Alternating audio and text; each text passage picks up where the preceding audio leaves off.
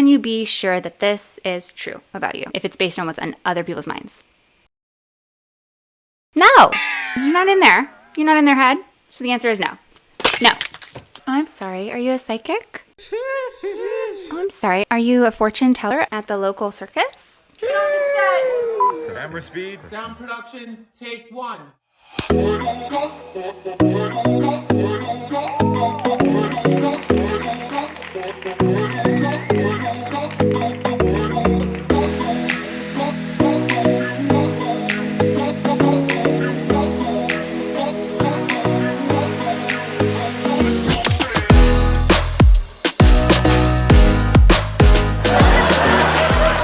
Welcome back to Listen Lissa. On our last episode, we stopped at figuring out what your self-limiting beliefs are. And once you can identify those, the next step is destroying them. Let's get into it. So after you determine what your triggers mean about you and what self-limiting belief is occurring that causes that trigger, you then have the framework to begin starting to deconstruct these beliefs that should not be in there. Anyway, they're just ruining you. The very next step is going to be to cut them out. Get them out. You're going to them up, okay? In high school, you thought it was like really cool to do like duck face, you know, like. It was never cute. Ouch! So maybe that got you by then, but we should definitely eliminate that now. So that's kind of the same thing. So how do we deprogram the subconscious? Well, first of all, you have to know how the subconscious receives its programming. So what about childhood and trauma and the things that you've gone through? What gets its way into your subconscious? How does it get there? Okay, well, guess what? I know the answer. I'm going to tell you 2 things. First one is repetition. Repetition, repetition, repetition, repetition, repetition, repetition, repetition, repetition, repetition, repetition, repetition, repetition, repetition, repetition, repetition. But can that work by itself? Not by itself. But wait, there's more. Emotions. Not again. Yeah, emotions. Emotions. Thing that is highly emotional, connected to something that is repeated, make its way into that subconscious mind. That is why things that happen in your childhood are very susceptible. Because in childhood, you don't have any barriers upon your emotions. Like wide open for emotional programming. There's nothing hindering you. You're just ready to take any programming that comes your way. As adults, it gets a little bit harder to put new things in there. So typically, only things that make it in there are things that are bad and that affect us so harshly that they put an emotional imprint on us. So how do we conquer this to make the good things go in instead of the bad things? Well, just first step is knowing how it happens. Good job. You're watching this video. Second step is putting it into practice. Consciously making the decision to do this. And I'm going to tell you how. It just so happens that first thing in the morning is a really good time to do these practices because it's a time when your brain is fresh. It's had its rest. You haven't been plagued with the thoughts of the day, the worries of the day yet. It's just kind of like in its childlike state. So it is very susceptible to the programming. There's 2 steps to deprogramming and then reprogramming your subconscious self-limiting belief. The first step is step 1, question that belief. Interrogate it. Put it in the interrogation room and basically grill it. Give it hell. Where were you on the night of such and such and such and such, such and such? Oh yeah? Well, do you have an alibi? You talking to me? You talking to me? Let's go. You talking to me? No, you're not talking to me. Book 'em. Just going to ask a question. Simple question. Can I be sure this is true? What do you guys think the answer is to this question? 9 times out of 10. Are some people bad? Do they need to change some of their ways? Maybe. If that's what you arrive at, then maybe there's some improvements you could make. If this is happening from triggers, not from actual events where you're doing really crappy things, it's probably just a subconscious limiting belief. So when we ask this question to it, it will reveal its nature, which is that it is absolutely false. For one, think about it. Is this based on what other people are thinking about you? Is this based on how other people are making you feel? What you think is going on in their head? Can we ever be sure what another person is actually thinking in their head? Can you be certain? You could suspect it, But can you be sure that this is true about you if it's based on what's on other people's minds? No! You're not in there. You're not in their head. So the answer is no. No. Oh, I'm sorry. Are you a psychic? Oh, I'm sorry. Are you a fortune teller at the local circus? I'm sorry. Are you Miss Cleo? Are you the universe? Oh, I'm sorry. I'm sorry. Are you the Magi? I'm sorry. Are you the... That's it. I can't think of anything else. But you're not. So no, we can't know what's in other people's minds. So the answer is no.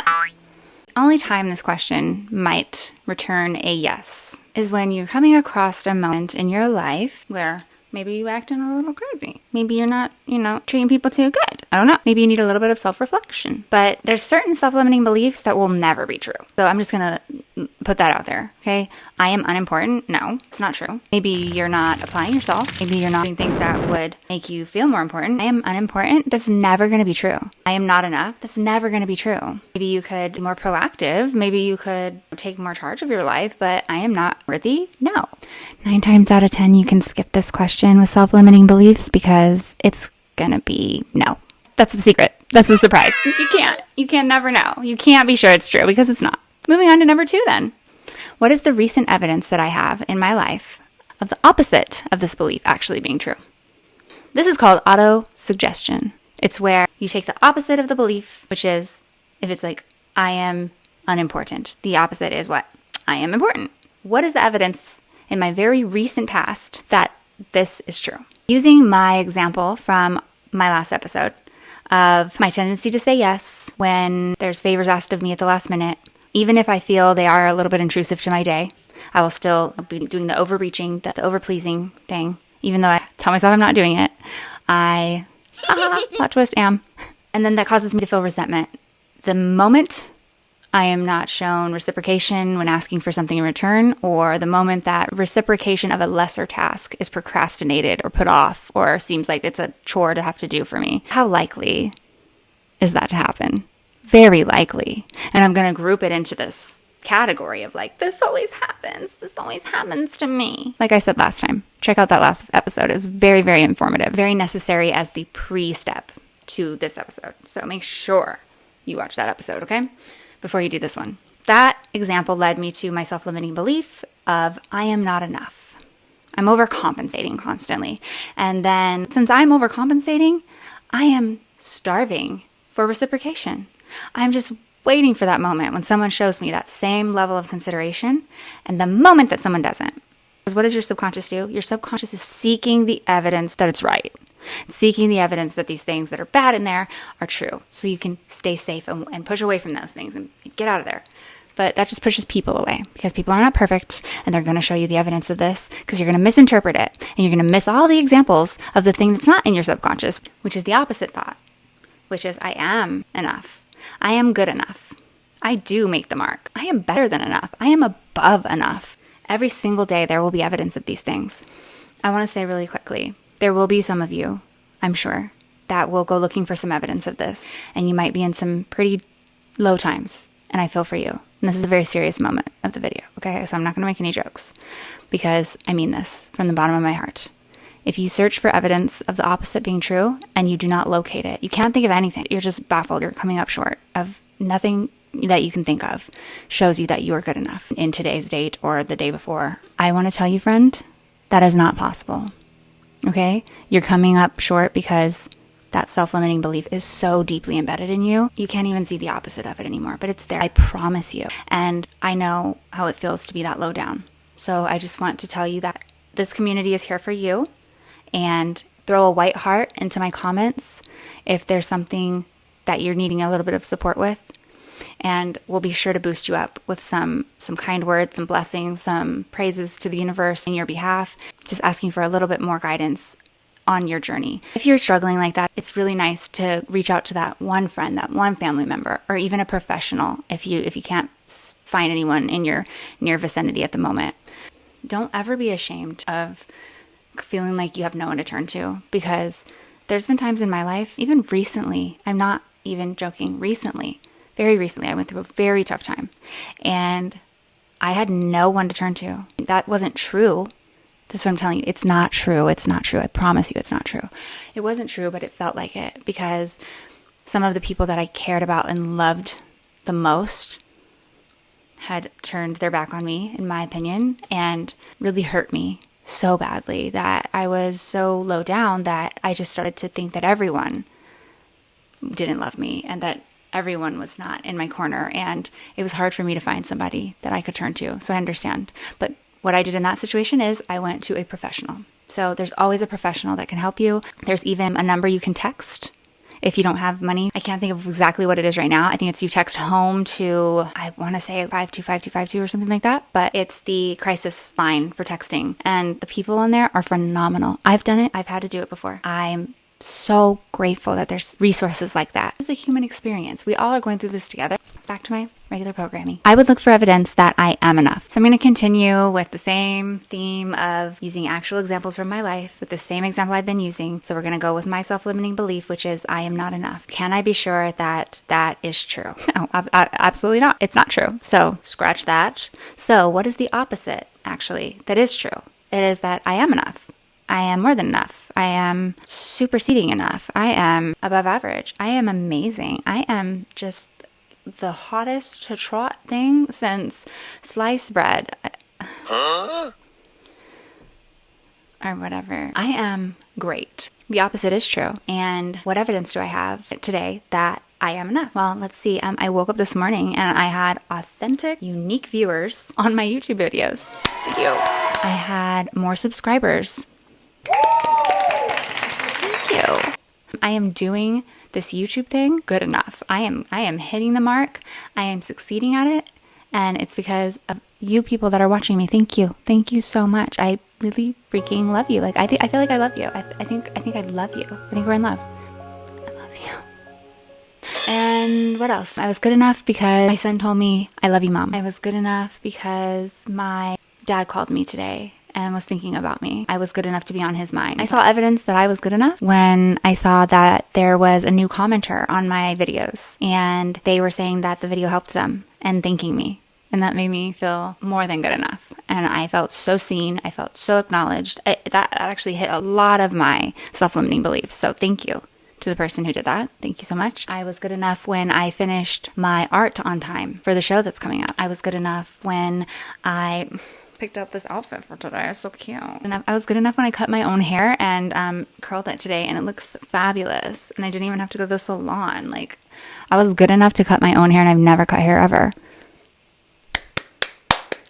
This is good enough. I am more than good enough. And that's on period. Try to think of about, I would say, 3 minimum pieces of evidence. Obviously, the more the better. Just keep going. If you have many more pieces of evidence, write a novel, please. There's no limit on this. Tell yourself all the ways. This is what we need to program into that subconscious in place of that limiting belief. However, we need to do it the way that our subconscious picks up on things. So if we just say it once and we just go, oh, yeah, okay, I'm good enough.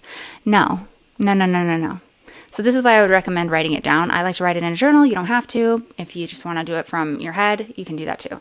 But this is going to take what? 1, repetition, and 2, emotion, connection tied to the idea. I think about the very last time that I just felt on top of the world. Because what intense emotion are we going to tie to this that's going to eradicate the shame and the guilt and the pain that we feel about the other, the opposite way? Well, I would say joy. I would say happiness. I would say laughter. I would say extreme euphoria, feeling on top of the world. Like you can't contain it. What you're going to do is you're going to put yourself in the state of feeling that way. This is going to take imagination. So think about the last time you felt euphoric, the best day you had recently, the most happy time in your life, something like that. Think about a day you spent with the best person that you've ever known, unless that's going to make you sad. Have something happy, very happy. If your past is a point of contention and your happy times kind of make you sad, then you can think about a future time. Imagine a time where everything that you want, regardless of if it's possible, regardless of any of your fears, imagine it's a dream world where you are the ruler, you can do whatever you want. Imagine how you will feel when you get all the things that will make you so happy, okay? So I'm going to imagine that because my past is a little spotty on the happiness record. triggered. So I'm going to think of my future, and I'm going to think about the house I'm going to own. And I'm going to think about the way that I'm going to have the amount of money that I need to be content, to take care of my kids without having to think about money on a daily basis, to take care of my family, to give back to the people that have helped me at times when I didn't always have the money. I'm going to think about the friends that I'm going to have soon when I've healed these beliefs that are inside of me that hinder me from being brave enough to let people in. Think about whatever would make you feel that way. And then while you're thinking about that, get yourself in that state. If you need to stand up, laugh to yourself, smile, jump up and down, do something. You need to feel the emotion of being so overwhelmingly happy while you repeat the reasons that you are enough. Okay? So like, just geek out. I know I feel it internally. It may not show extremely on the outside. You don't have to like do a backflip and like hyperventilate laughing or anything. Like, that was enough emotion, what you just saw from me. I feel it. I'm very happy right now. I'm very excited, and it's working. So I would do this probably for about 10 to 15 minutes minimum each day, 30 minutes if you can, but it needs to be done repetitively, and you need to get yourself in that happy emotional state while you're doing it. And just ingrain that opposing thought, ingrain the auto-suggested thought into your brain each day. Do that for, at a bare minimum, 21 days. Okay, so you're going to be doing this for 21 days, whether triggers happen or not. Now, if at any time during those 21 days you get to a point where you are in the middle of a trigger, like I said in my last episode, you're in the middle of a trigger and you go, I'm having a trigger right now. Oh, snap, I'm having a trigger right now. Yep, it's happening. I'm having a trigger right now.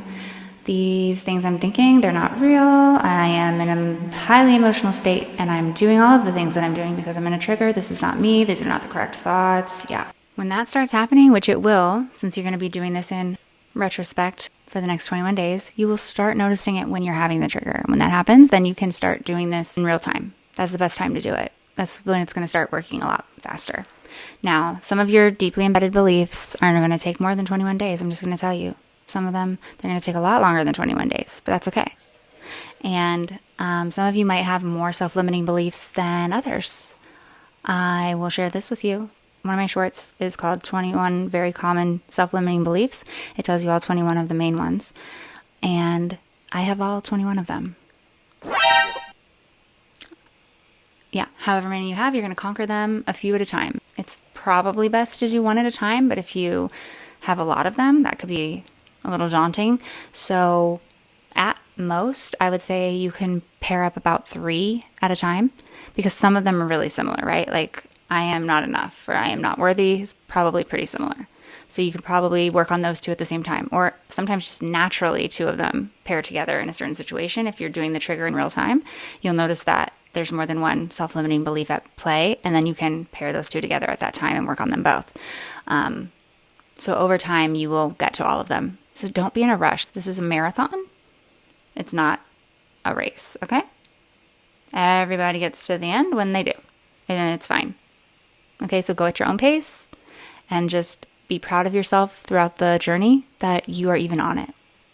Because I'm proud of you, okay? I'm proud of you. That's where we're going to end today. That is it for the Core Limiting Belief series. I am so excited to see how your journey turns out. My journey is not over. I am in process of it, and I will be working on it continuously. But this series is come to an end here in these videos. We'll probably pick it back up at some point. Check in. My next series I'm going to be starting is the one on attachment theory. This one's exciting. I can't wait. I'm going to talk about what attachment theory is, what it affects, where it comes from, and the different attachment styles and what they mean. So we are going to get started on that on the next episode.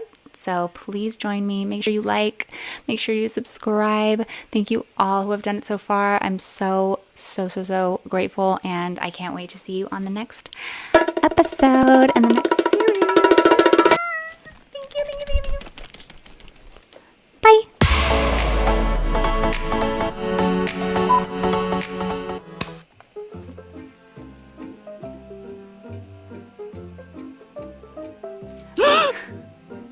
Hey there. Just doing a little reading. Just joking. I don't read.